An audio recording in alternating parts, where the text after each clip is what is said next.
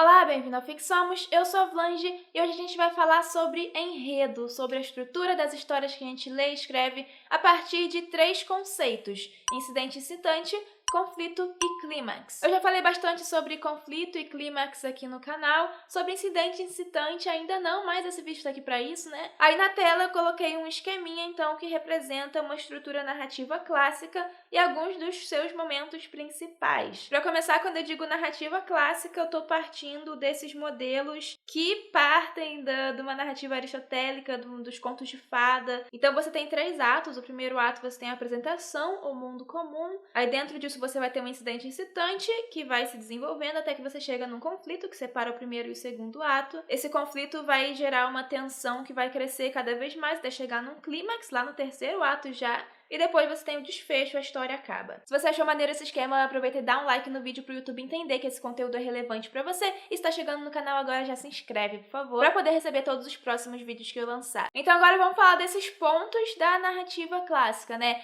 Basicamente, ela vai começar com esse mundo comum, essa apresentação, que é o personagem protagonista vivendo o seu cotidiano. Por exemplo, uma menina mora com a mãe numa casa do lado da floresta e ela sempre usa um capuz vermelho. Isso é uma apresentação da personagem, uma apresentação do universo dela, né? Aquela casa onde ela mora com a mãe. E aí acontece alguma coisa, acontece algum incidente incitante que vai romper com esse cotidiano. A mãe da menina precisa que ela vá até a casa da avó levar os doces. Nessa história da Chapeuzinho Vermelho, o incidente incitante já coloca para a protagonista um objetivo principal naquela história. Então, fazendo um paralelo com a jornada do herói, que se você não sabe o que é, vai lá no primeiro vídeo do canal, que eu vou botar aqui nos cards. Fazendo um paralelo, então, a gente tem que na história da Chapeuzinho Vermelho, o incidente incitante, ele é um chamado da aventura. O chamado da aventura, ele já coloca uma missão para o protagonista. Então pode ser que em algumas histórias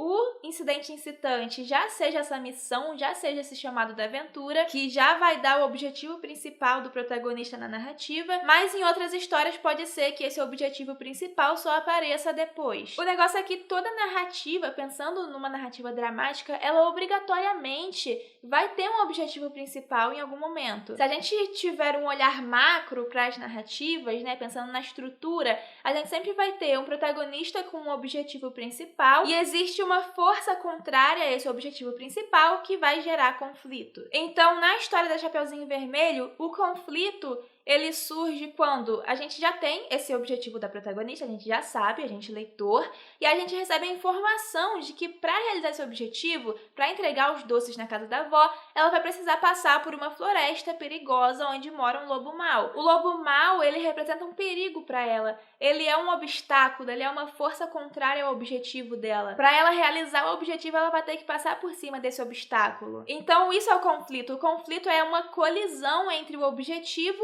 e o obstáculo, porque é como se o objetivo ele guiasse a ação da personagem em uma direção e o obstáculo ele fosse uma força contrária, uma força numa direção oposta. E essa colisão entre o objetivo e o obstáculo, esse conflito, ele vai gerar uma tensão a partir de colocar uma pergunta que vai ter a ver com esperança versus medo. O conflito na história da Chapeuzinho, ele coloca a seguinte pergunta: será que a Chapeuzinho vai conseguir atravessar a floresta perigosa e chegar na casa da avó? É a esperança de que ela consiga chegar bem versus o medo de que o lobo mau que mora na floresta vai pegar ela. O conflito, assim que ele é estabelecido, obriga a protagonista a tomar uma decisão que vai fazer com que ela rompa de vez, com que ela ultrapasse de vez a barreira que separa o mundo comum do mundo especial, que é o mundo da aventura. Nessa questão da decisão que o personagem toma, eu tenho um vídeo sobre isso mais aprofundado, que chama Motivação, Decisão e Consequências. Eu vou botar aqui nos cards e também vou botar na descrição desse vídeo aqui.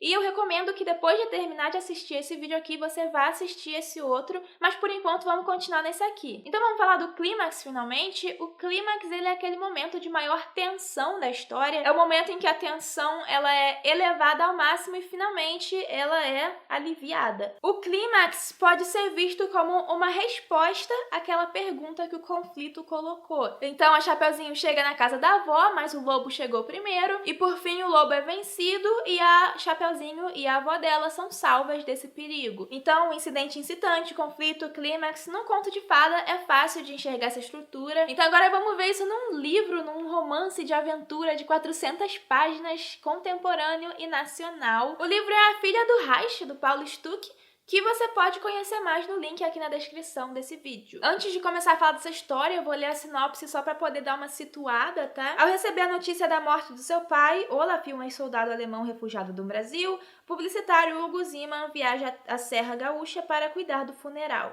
Contudo, o que parecia ser uma mera formalidade de despedida a um pai que nunca conhecera de verdade, torna-se uma jornada ao passado, aos horrores da Alemanha nazista e aos milagres realizados por uma jovem judia polonesa, cuja história é mantida sob os escombros de um campo de concentração na Cracóvia. No primeiro capítulo, a gente tem a apresentação do personagem e do universo, do mundo comum, né? Então, em A Filha do Reich, a gente tem o Hugo, que é um publicitário solteirão que trabalha num escritório apertadinho. Ele vive nesse mundo metódico da publicidade em São Paulo e é um personagem bem pé no chão, bem realista, né? Metódico, ele é também solitário. São informações que vão sendo mostradas sobre esse personagem e mostram um cara que não vai estar preparado para o que vai acontecer com ele nessa aventura que ele vai viver. E aí no fim do primeiro capítulo a gente tem um incidente incitante, que é quando o Hugo recebe uma ligação dizendo que o pai dele, que já era idoso, faleceu. Então, mais uma vez, o incidente incitante é aquilo que vai romper com o cotidiano.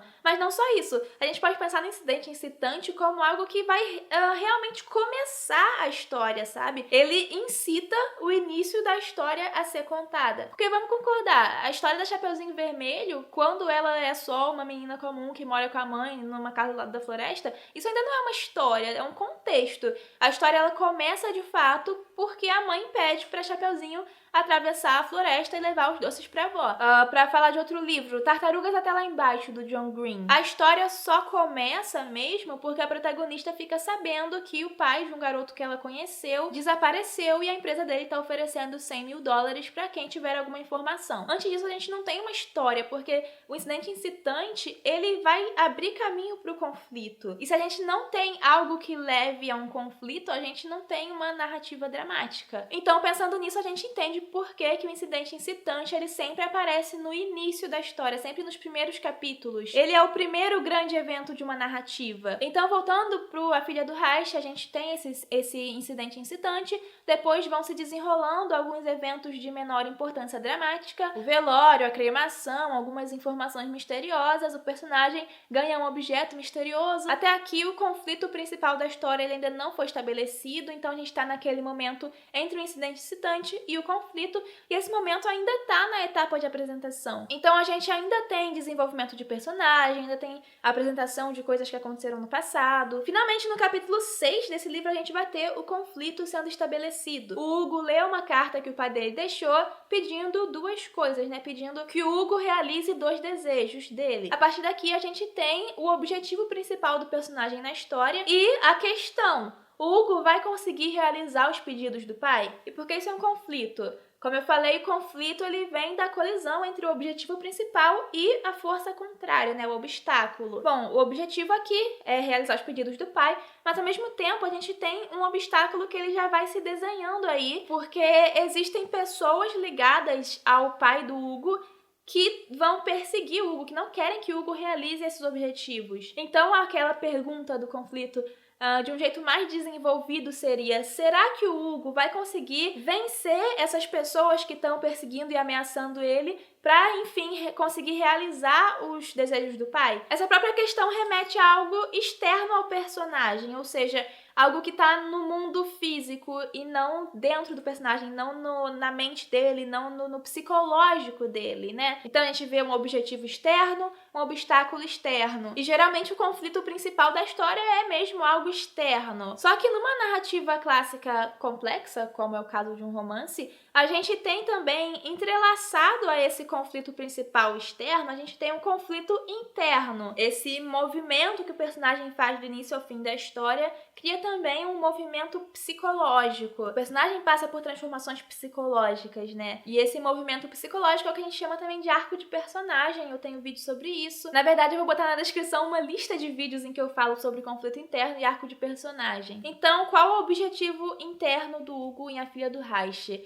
é compreender e perdoar o pai dele. Ao contrário do objetivo externo, o objetivo interno ele geralmente não é algo que o personagem tem consciência de que ele deseja ou de que ele precisa, né? Eu acho que essa é a palavra. É algo que ele precisa. E ele acaba perseguindo isso inconscientemente, ao contrário do objetivo externo, que é algo que conscientemente ele vai perseguir. Bom, e aí a história vai se aproximando do final, a gente tem um desvendamento dos mistérios envolvendo o pai dele, até que chega o clímax, o ponto culminante, o momento em que a corda se distende e a tensão é aliviada e a gente tem finalmente a resposta para aquela questão que o conflito colocou. Será que o Hugo vai conseguir vencer as pessoas que estão perseguindo e ameaçando ele, ou seja, vai conseguir vencer o obstáculo dele para realizar os pedidos do pai naquela carta, ou seja, realizar o objetivo externo e finalmente perdoar o pai, ou seja, realizar o objetivo interno? O clímax vai dar a resposta para essa pergunta. Obviamente eu não vou falar qual é a resposta porque é spoiler. Então, outros exemplos de livro para identificar essa coisa do conflito como pergunta e do clímax como resposta. Em Uma Mulher no Escuro, do Rafael Montes, a gente tem uma protagonista que, quando ela era criança, ela teve a família toda assassinada, foi a única sobrevivente, e descobre que agora, quando ela tem 24 anos, o assassino tá de volta. E além de estar de volta, ele é uma pessoa que ela conhece. Complicado, né? E aí o conflito, então, será que ela vai conseguir descobrir quem é esse assassino e se livrar dele? O clímax, ele vai responder essa pergunta rigorosamente, né? Outro exemplo é no livro Eu Receberia as Piores Notícias dos Seus Lindos Lábios, do Marçal Aquino. O protagonista é o Calbi, aí o incidente incitante é quando ele conhece a Lavínia, depois ele vai acabar se envolvendo com ela, mas ela é casada, e aí então a gente tem um conflito, né? E aí a pergunta que esse conflito coloca é: será que o Calbi vai conseguir ficar com a Lavínia sem ser repreendido de algum modo? E o clímax, ele vai responder essa pergunta, então, e vai responder nesse caso desse livro, vai responder de um modo bem interessante. Então, beleza? Incidente incitante, conflito e clímax são elementos, né, estruturais das histórias, das narrativas. Então, quando a gente vai nas primeiras etapas de criação do nosso livro, pensar nessas questões, pensar nesses elementos, é uma coisa que pode ajudar em todo o desenvolvimento, em todo esse processo. Se você gostou do vídeo, dá um like, se inscreve no canal se está chegando agora e dá uma olhada na descrição do vídeo para ver outros vídeos relacionados a esse assunto e também para saber mais sobre os meus livros, os livros que eu escrevi e também os livros que eu citei nesse vídeo. E até a próxima!